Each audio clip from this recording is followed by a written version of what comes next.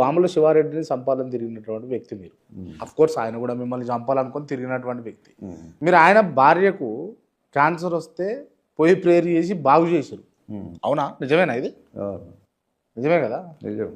నాకు ఆశ్చర్యం అనిపిస్తుంది. ఎందుకు అట్లా ఎట్లా సాధ్యపడింది? ఇప్పుడు దేవుడి ప్రేమ మనలోకి వచ్చేసింది.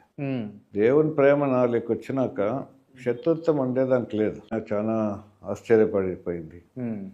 నేను దేవుని విషయాలు చెప్తే వినటం వలన విశ్వాసం వచ్చింది. ఆమె మళ్ళీ నమ్మింది. తర్వాత వచ్చేటప్పుడు మీ కొరకు ప్రేయర్ చేస్తాను అని చేస్తే దాదాపు 25 years అయింది. ఆ క్యాన్సర్ పోయింది, ఆమెలో పోయింది. Still alive. మీరే క్యూర్ చేసారా? నేను కాదు, నాకు క్యూర్ చేసేది నాకు శక్తి అంటే. ఎవరు క్యూర్ చేసారా? దేవుడే.